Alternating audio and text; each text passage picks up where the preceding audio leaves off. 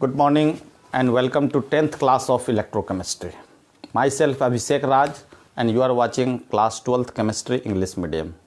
In previous class we have discussed about batteries, commercial cell, primary shell in which we studied dry shell and mercury shell. Today we are going to discuss secondary cell and fuel cell. So secondary cell, how can you define secondary cell? It is recharged by passing external current through it. Secondary cell ऐसे cell होते हैं जिसे हम recharge कर सकते हैं, बाहरी external current को सप्लाई करके हम इस तरह के सेल को रिचार्ज कर सकते हैं। और जो हमने प्राइमरी सेल पढ़ा था वह रिचार्जेबल नहीं था। तो सेकेंडरी सेल में हम मुख्य रूप से बात करने जा रहे हैं lead storage battery, lead storage cell, nickel cadmium cell. तो very common secondary cell lead storage cell, हम उसकी बात करेंगे। तो लेड स्टोरेज सेल क्या होता है? तो एक बात तो समझ में आ गया कि ये रिचार्जेबल होगा। और जो हम लोग ऑटोमोबाइल्स सब में जो यूज़ करते हैं, इन्वर्टर में जो यूज़ करते हैं battery, that is secondary cell lead storage cell. जैसे कार में, बस में, ट्रक में जो है इलेक्ट्रोड को यूज़ करते हैं। बहुत सारे इलेक्ट्रोड को हम कनेक्ट करके एक ग्रिड बना देते हैं और सेम ग्रिड लेड का हम लोग as a cathode and as a anode. लेकिन कैथोड के रूप में जो हमने इस तरह के सेल में ग्रिड का यूज़ करेंगे, वो पैक्ड होगा टोटली बाहर से लेड डाइऑक्साइड के द्वारा। मतलब लेड डाइऑक्साइड उसको बाहर से पूरी पैक कर देगा surround. Secondary cell is recharged by passing external current through it. तो हम लोग सेकेंडरी सेल की बात करेंगे। तो जो मेरा सेकेंडरी सेल है, इसको हम इस रूप डिफाइन कर सकते हैं कि it is recharged by passing external current through it.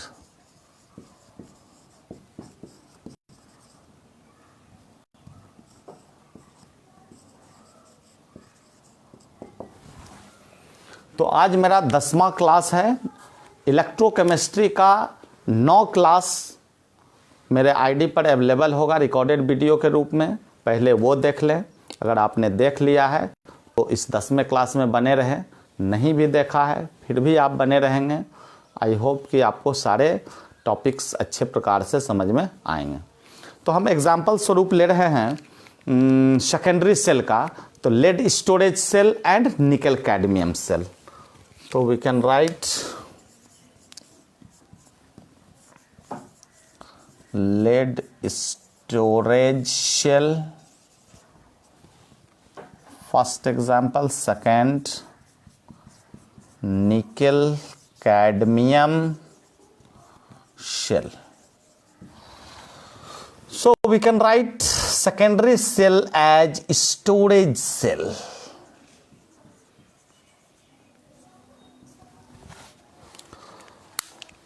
So we are going to talk about lead storage cell. Now put heading lead storage cell.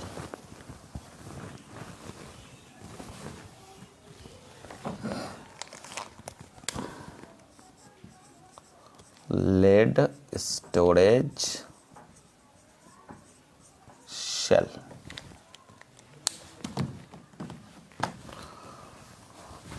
तो कंस्ट्रक्शन एंड वर्किंग हम देखने वाले हैं लेड स्टोरेज सेल का।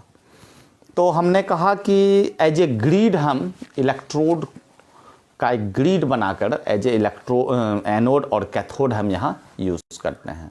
तो हम start करते हैं इस रूप में कि इस तरह के जो सेल हैं उसे हम ऑटोमोबाइल्स, इन्वर्टर, जैसे कि ऑटोमोबाइल्स के रूप में आप कार, बस, ट्रक ये सब में यूज़ कर सकते हैं। तो लिखेंगे these are commonly used in automobile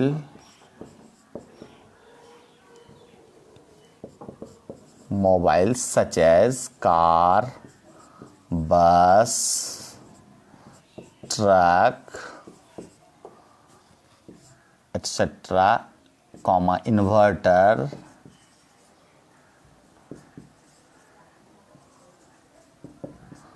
clear है?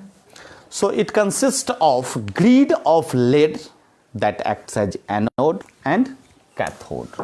So we can write here, यहाँ लिखते हैं, it consists of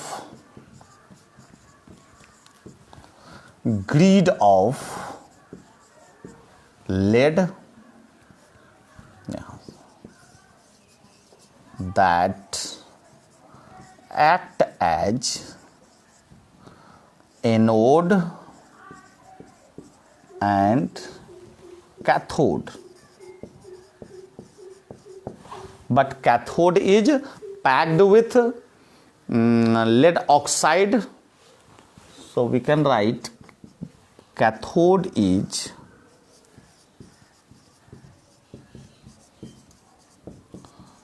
packed with PbO2, lead dioxide.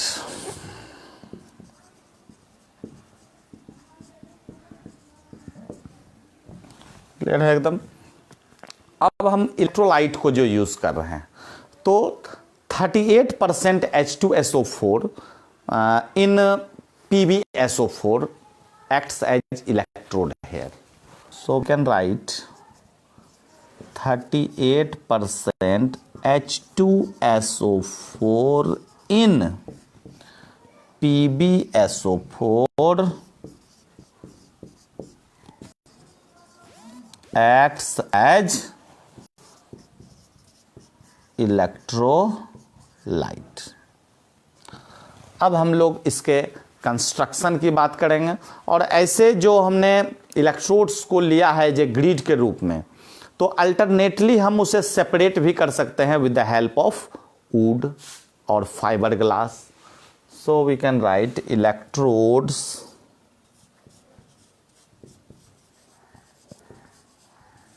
are separated by using wood, comma fiberglass between the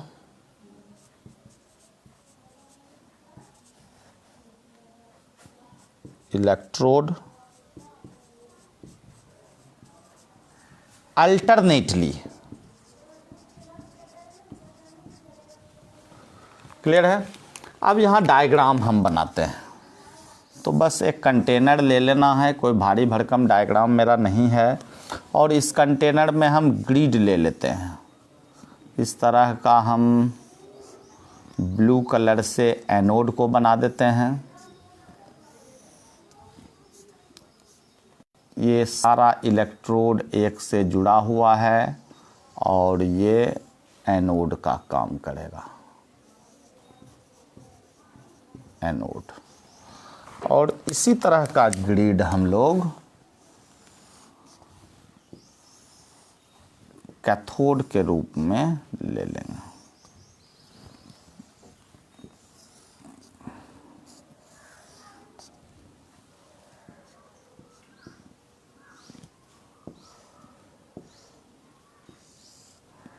तो बहुत आसान है कैथोड। ये मेरा चैम्बर है, पैक कर दिया जाएगा चैम्बर को। यहाँ पर हम इलेक्ट्रोलाइट को यूज़ करेंगे, और इलेक्ट्रोलाइट के रूप में हमने 38% H2SO4 इन PbSO4 दिया, और हमने ग्लास फाइबर और वुड को, चूँकि जो इलेक्ट्रोड है उसके बीच हम अल्टरनेटली प्लेस कर दिए जिससे कि वो सेपरेट एक दूसरे से रह सके। तो क्लियर है मेरा कंस्ट्रक्शन एंड जो स्टेटमेंट रिगार्डिंग कंस्ट्रक्शन है। अब हम देखने जा रहे हैं सेल रिएक्शन। और सेल रिएक्शन अगर आपको याद हो गया तो हम समझते हैं कि मैक्सिमम मार्क्स उसके रिएक्शन में ही रहता है। तो हम लिखेंगे सेल रिएक्शन। एनोड पर कैथोड पर, चूंकि ये एक इलेक्ट्रोकेमिकल सेल है तो उसमें एनोड पर ऑक्सीडेशन होगा, कैथोड पर रिडक्शन होगा। तो हम डायग्राम रहने देते हैं और रेस्ट स्टेटमेंट को मिटा दे रहे हैं।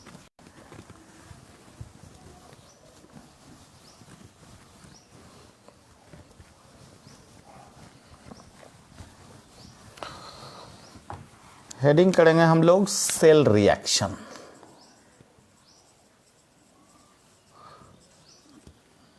तो सेल रिएक्शन जो हम यहां लिखने जा रहे हैं वही एनोड पर ऑक्सीडेशन होगा। और ऑक्सीडेशन किस रूप में होगा हम देखेंगे। तो हमने लेड का ग्रिड लिया है और इलेक्ट्रोलाइट के रूप में हमने H2SO4 लिया है। तो जो SO4 सल्फेट आयन के रूप में इससे जुड़ जाता है और फाइनली हम देखते हैं कि लेड सल्फेट ये बना देता है PbSO4 प्लस 2 इलेक्ट्रॉन इससे मेरा निकल गया। ये हो गया मेरा ऑक्सीडेशन। वही हम देखेंगे एट कैथोड। तो कैथोड पर रिडक्शन होगा और रिडक्शन का मतलब हम समझते हैं कि गेन ऑफ इलेक्ट्रॉन। तो गेन ऑफ इलेक्ट्रॉन होगा। हमने यहाँ एज ए कैथोड लेड का ऑक्साइड के द्वारा पैक है पूरा मेरा लेड का ग्रिड। अब हम PbO2 को, जो ये सल्फेट इलेक्ट्रोलाइट का वो आया, और साथ ही हम यहाँ गेन ऑफ इलेक्ट्रॉन लेंगे। तो गेन ऑफ इलेक्ट्रॉन में 2 इलेक्ट्रॉन का यहाँ गेन होगा और जो कि मेरा रिजल्ट है finally as a reduction reaction PbSO4 plus H2O। तो ये जो H2O मेरा मिल रहा है यहाँ पर, चूंकि हमको बैलेंस करना है 2H2O और यहाँ 4H प्लस हम दे देंगे। तो ये मेरा ओवरऑल रिएक्शन निकल करके आया। अब हम फाइनल जो है इस रूप में रिएक्शन लिख सकते हैं। सिर्फ इलेक्ट्रॉन को कैंसिल कर दीजिए, 2 इलेक्ट्रॉन यहाँ से, 2 इलेक्ट्रॉन यहाँ से। अब जो रेस्ट है हम लिखने का प्रयास करते हैं। लेड है Pb यहाँ से, फिर हम लोग देख रहे हैं प्लस PbO2, फिर हम लोग देखेंगे ये SO4 माइनस SO4 माइनस और 4H प्लस है। तो ये कंप्लीट हमको जो है 2H2SO4 में कन्वर्ट हो जाएगा। अब देखेंगे यहाँ PbSO4 तो 2PbSO4 प्लस और 2H2O जो मेरा है वो है। तो ये ओवरऑल मेरा रिएक्शन हुआ। व्हेन हम केमिकल रिएक्शन को देखें और इलेक्ट्रिक करंट अवेलेबल हुआ हमें। लेकिन जब हम देखते हैं कि रिचार्ज हम करते हैं तो जो मेरा रिएक्शन है वह जस्ट रिवर्स हो जाता है। रिएक्शन रहता यही है लेकिन रिवर्स होने का मतलब कि जो काम हम कैथोड पर देख रहे हैं वह मेरा एनोड पर हो जाएगा। तो इसी चीज को हम लोग रिवर्स करेंगे। तो after recharging reaction will reversed.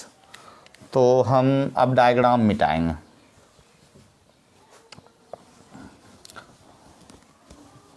और स्टेटमेंट लिखेंगे यहीं पर कि after recharging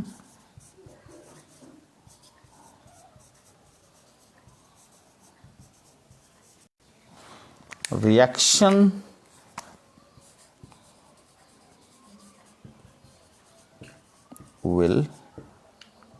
will be reversed। जब हम इसे रिचार्ज करते हैं तो ये रिएक्शन बदल जाता है। अब हम देखने जा रहे हैं रिवर्स रिएक्शन। तो जो हमने कैथोड पर देखा था और कैथोड पर जो मेरा प्रोडक्ट था, यहाँ अब रिएक्टेंट के रूप में हमको मिलेगा। तो ये मेरा PbSO4 + 2H2O था, और जो मेरा इसमें एज ए रिएक्टेंट था वहाँ प्रोडक्ट में कन्वर्ट हो जाएगा, that is PbO2 + SO4 2 + 4H++। So we can write here the product of oxidation, that is PbSO4 + 2 electron, and we can write Pb + SO4 2 -। तो जो रिएक्शन हमने एनोड पर देखा था और यहाँ पर लिखेंगे एट कैथोड, तो जस्ट उसका हम उल्टा रिएक्शन यहाँ पर देखेंगे। तो हम समझते हैं कि ईज़िली आ गया होगा समझ में, क्लियर है सारा कुछ कि एनोड हमने लेड को हमने एज ए एनोड लिया था, सिर्फ इलेक्ट्रोलाइट का सल्फेट आयन आकर के जुड़ा, लेड सल्फेट और 2 इलेक्ट्रॉन, ये तो ऑक्सीडेशन हो गया, बहुत आसान है। और रिडक्शन में भी वही होगा, लेकिन हमने यहाँ लेड डाइऑक्साइड ले लिया था और सल्फेट आयन मिला, चूँकि गेन ऑफ इलेक्ट्रॉन यहाँ हो रहा है और एज ए प्रोडक्ट मेरा जो है यहाँ as a result of reduction water remove हो रहा है, तो PbSO4 बनेगा। तो 4H+ आयन यहाँ हमको डालना पड़ेगा। बैलेंस मेरा इक्वेशन है, फाइनल रिएक्शन को लिख लेंगे। तो ये लेड स्टोरेज सेल मेरा हो गया। और दूसरे प्रकार का जो सेल है वो है निकल कैडमियम सेल, और निकल कैडमियम सेल भी एक इम्पॉर्टेंट जो है मेरा सेकेंडरी सेल है, और जो इफिशियंसी होता है और लाइफ स्पान होता है that is better than this lead storage cell. तो हम देखने वाले हैं निकल कैडमियम सेल। बहुत ज़्यादा इन्फॉर्मेशन निकल कैडमियम सेल के बारे में नहीं लिखना है, चूँकि एग्जामिनेशन में इस तरह का क्वेश्चन डायरेक्ट वे में आज तक निकल कैडमियम सेल नहीं पूछा गया है। Nickel cadmium cell, we can write another important, it is another important secondary cell which have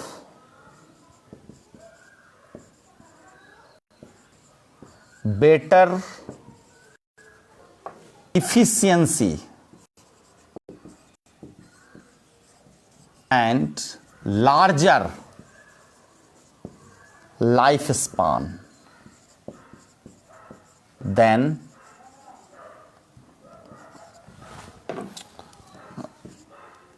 lead storage battery.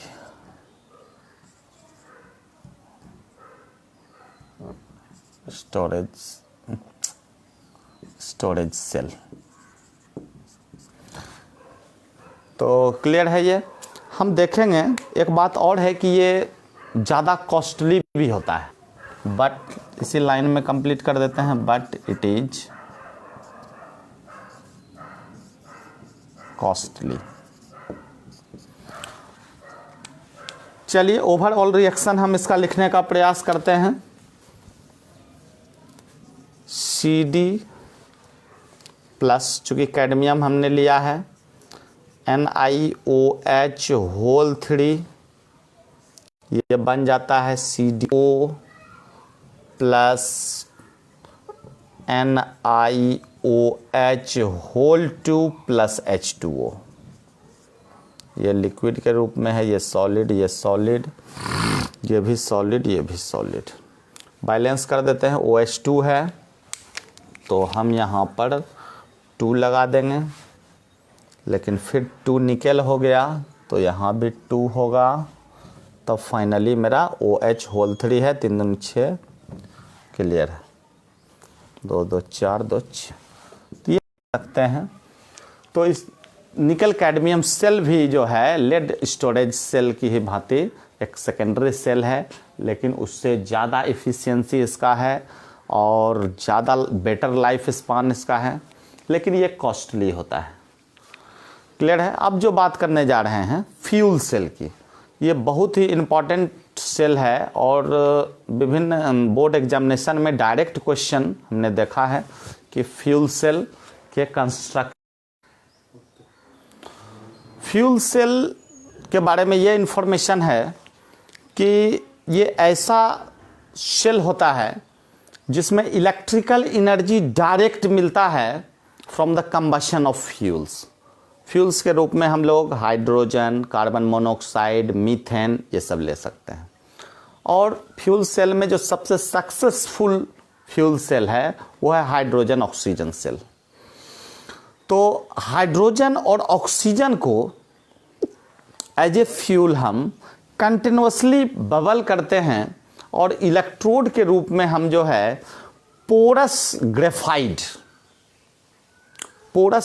Graphite के रूप में हम इलेक्ट्रोड्स लिए हुए हैं और कंटिन्यूस जब ऑक्सीजन हाइड्रोजन हम सप्लाई करते हैं और इलेक्ट्रोलाइट के रूप में aqueous solution of potassium hydroxide और सोडियम हाइड्रोक्साइड, तो देखते हैं क्या कि इलेक्ट्रिसिटी कंटिन्यूसली मिल रहा है और ये बहुत ही लाइट वेट, लार्जर इफिशियंसी, इसका इफिशियंसी 75% तक है और उसे एक्सटेंड भी हम कर सकते हैं, 95% तक इसके इफिशियंसी को हम बढ़ा सकते हैं और ये पॉल्यूशन फ्री होता है।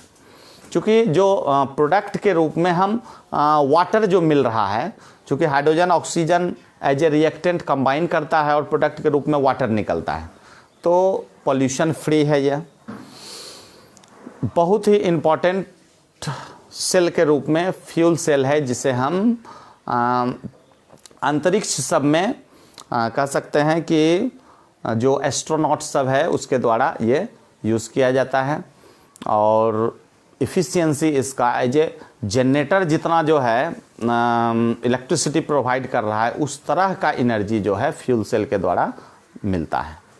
तो हम स्टेटमेंट रिगार्डिंग फ्यूल सेल ले सकते हैं कि cell which produce electrical energy directly from combustion of fuels.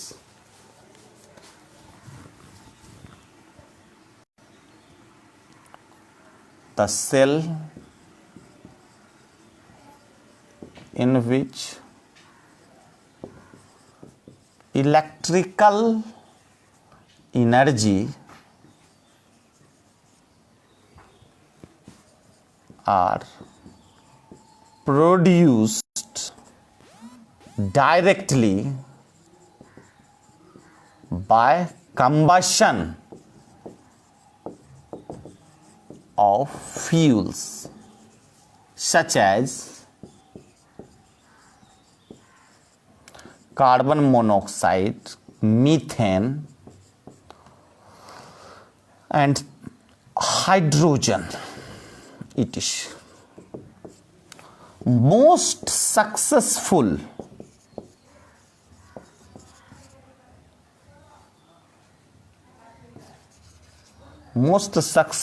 fuel cell is H2O2 fuel cell, जिसकी हम बात करने जा रहे हैं। तो अब हमारा हेडिंग हो जाएगा H2O2 फ्यूल सेल। तो हेडिंग करने जा रहे हैं H2O2 फ्यूल सेल।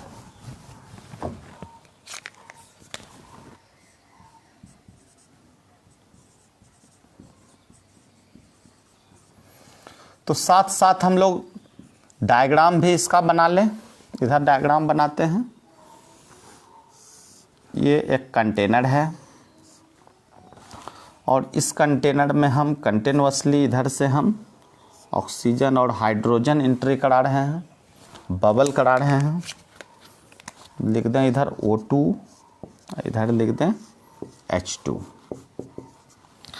ये गैस कंटिन्यूसली बबल हो रहा है और इलेक्ट्रोड के रूप में हमने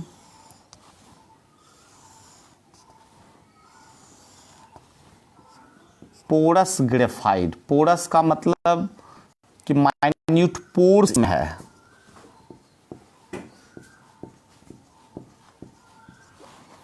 एक मेरा कैथोड का बिहेव करेगा और एक मेरा एनोड का बिहेव करेगा। और इलेक्ट्रोलाइट के रूप में हम NaOH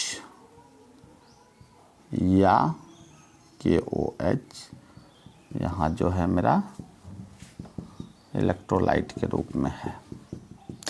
अब हम देखने जा रहे हैं कि जो फाइनल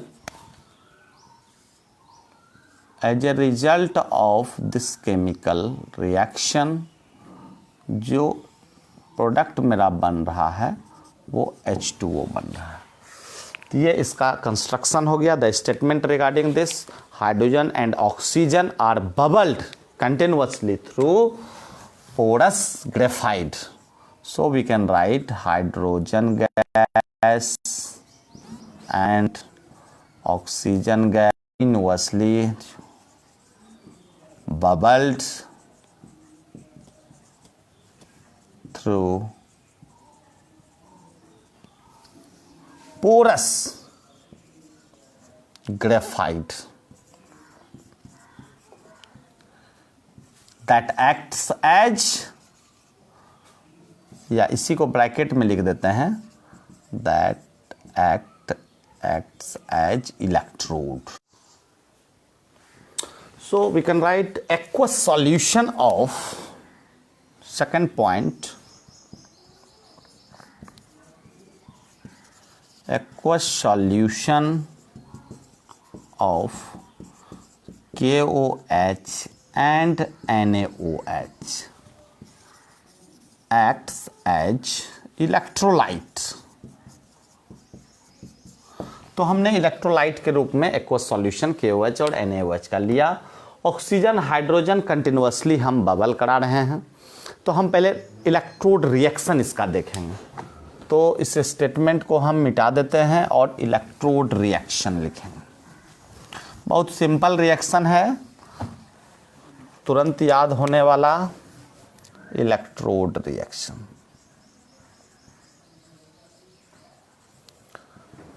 चूंकि हम देख रहे हैं कि एनोड पर ऑक्सीडेशन होगा, एनोड ऑक्सीडेशन एट एनोड, तो हम जो रिएक्टेंट के रूप में हमने हाइड्रोजन लिया है, तो ये हाइड्रोजन चूँकि हमको KOH और NaOH यहाँ ले रहे हैं, तो ये OH माइनस प्रोवाइड किया और मेरा यहाँ प्रोडक्ट के रूप में ऑक्सीडेशन के फलस्वरूप H2O और इलेक्ट्रॉन मेरा मिल रहा है। बैलेंस हम करने का प्रयास करेंगे, तो यहाँ H2O में अगर 4 लगा दें और यहाँ 2 लगा दें तो ये हो गया क्लियर। अब यहाँ हम 4 OH माइनस और 4 इलेक्ट्रॉन, तो ये मेरा ऑक्सीडेशन हो गया, लॉस ऑफ इलेक्ट्रॉन हो गया। बस याद ये रखना है कि हाइड्रोजन हमने रिएक्टेंट के रूप में लिया था और OH माइनस जो हमने इलेक्ट्रोलाइट लिया वो OH माइनस आया। फाइनली मेरा वाटर और इलेक्ट्रॉन, लॉस ऑफ इलेक्ट्रॉन हो गया। अब वही हम देखेंगे एट कैथोड।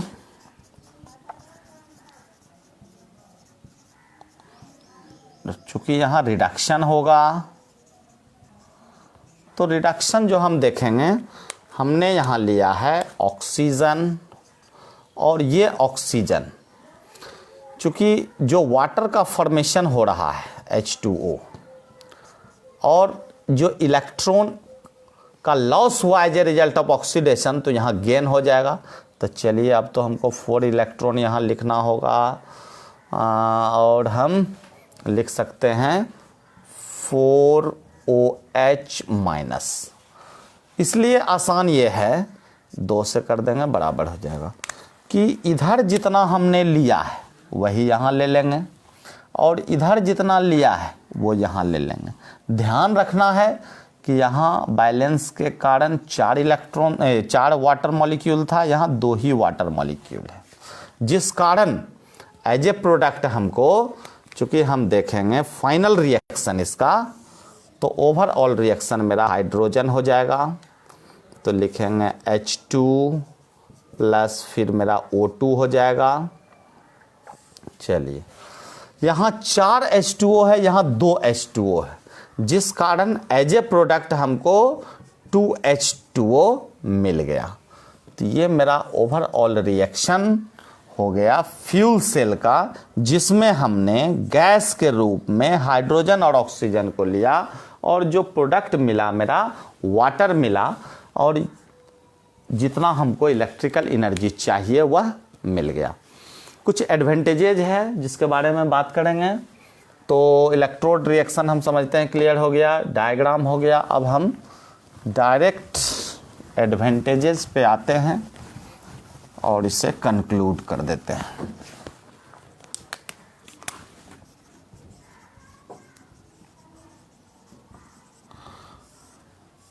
तो एडवांटेजेस स्वरूप सबसे पहला तो हम ले सकते हैं कि लाइट वेट का होता है, साथ ही हम ले सकते हैं ग्रेटर इफिशियंसी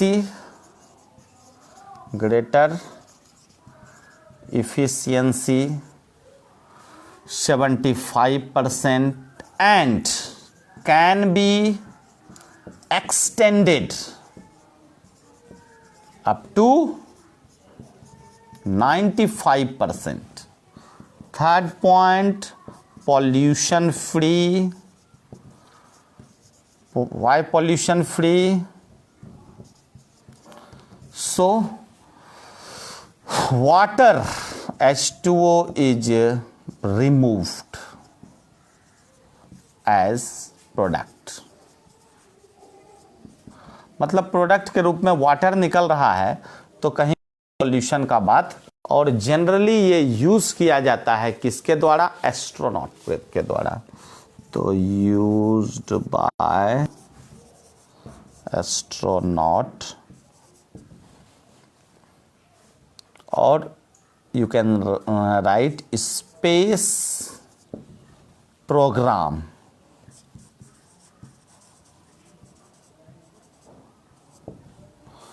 तो हमने Shankar Mishra is watching, Chandan Yadav is watching, thank you for watching my video. तो एक सवाल सबके मन में हमेशा रहता है कि हम ऑनलाइन रहते हैं तो सर मेरा नाम आप नहीं लेते हैं।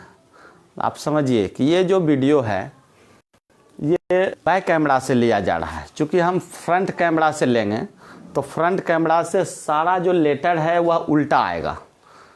कहीं कुछ स्टेटमेंट देना हो तो उसमें हम फ्रंट कैमरा का यूज कर सकते हैं, लेकिन हमको तो बोर्ड वर्क ज़्यादा है, तो बोर्ड वर्क में बैक कैमरा रहता है, तो इसलिए किसी के भी गुड मॉर्निंग गुड इवनिंग का हम जवाब नहीं दे पाते हैं। लेकिन जब मेरा वीडियो कंप्लीट हो जाता है तो निश्चित रूप से हम देखते हैं कि किस प्रकार का कमेंट आया है। कुछ क्वेश्चन तो रिगार्डिंग टॉपिक्स नहीं है, तो हम ज़रूर प्रयास करते हैं कि उसे सॉल्व किया जाए।